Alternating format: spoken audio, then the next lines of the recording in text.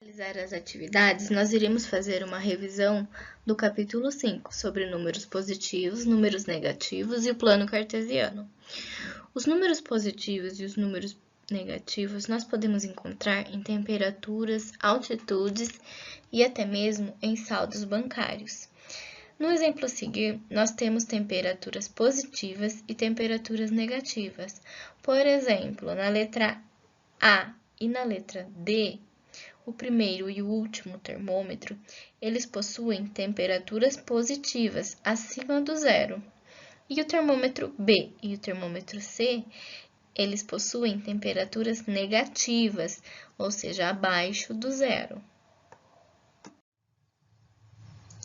A reta numérica, ela possui, a partir do zero, sentido negativo e sentido positivo. Para a esquerda, o sentido é negativo, os números são negativos, e para a direita, o sentido é positivo, os números são positivos. Os números inteiros, nós percebemos que a cada número possui uma unidade e que eles são infinitos, tanto para a esquerda. A partir do menos 7, terá o menos 8, menos 9, menos 10 e assim por diante, não terá fim. E a partir da direita, a partir do 7, terá o 8, o 9, o 10 e assim por diante, também não terá fim. Então, os números inteiros, eles são infinitos.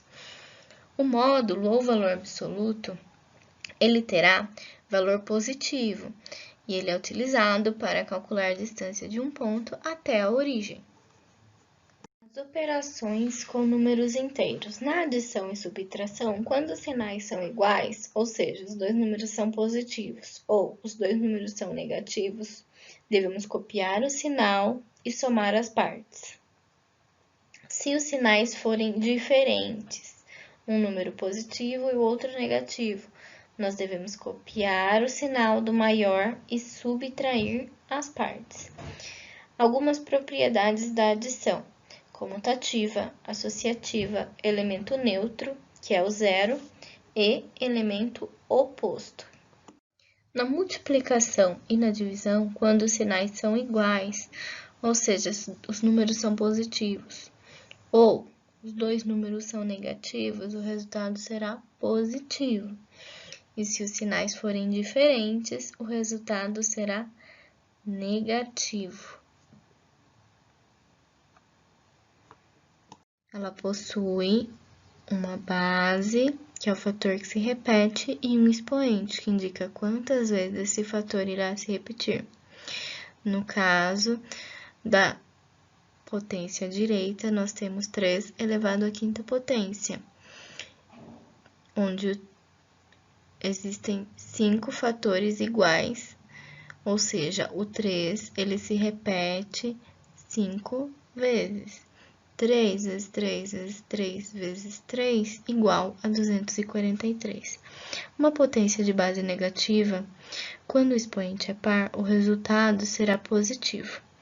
Agora, se a base for negativa e o expoente for ímpar, o resultado será negativo. A potência de expoente negativo, nós devemos utilizar o inverso da base. Por exemplo, menos 3 elevado a menos 3. O inverso de menos 3 é menos 1/3. Menos 1/3 elevado a 3. Quando nós utilizamos o inverso, o expoente que era negativo ficou positivo. 1 elevado a 3, 1. 3 elevado a 3 igual a 27. Ele é ímpar, né? O 3 é ímpar, então o resultado será negativo. Propriedades das potências. Primeira propriedade: ao multiplicar potências de mesma base, mantemos a base e adicionamos os expoentes. Segunda propriedade: em uma divisão envolvendo potências de mesma base, mantemos a base e subtraímos os expoentes. Terceira propriedade: ao elevar uma potência a um expoente, mantemos a base e multiplicamos os expoentes. Quarta propriedade: ao elevar um produto a um expoente, elevamos cada um dos fatores a esse expoente. Quinta propriedade: ao elevar um quociente a um expoente, elevamos o dividendo e o divisor a esse expoente. O plano cartesiano possui duas retas perpendiculares entre si, orientadas e graduadas. Cada ponta é uma coordenada cartesiana, chamados de pares ordenados. O eixo das ordenadas é o eixo y, é o eixo vertical, e o eixo horizontal é o eixo das abscissas, o eixo x, onde podemos observar que tem o sentido positivo e o sentido negativo. E a origem é o ponto 0, 0, o 0 do x e o 0 do y. Por exemplo, para determinar as coordenadas do ponto C, nós precisamos observar sua coordenada em x e em y. Em x, nós podemos observar que é 5 e em y, 2. Então, as coordenadas de C é 5 e 2.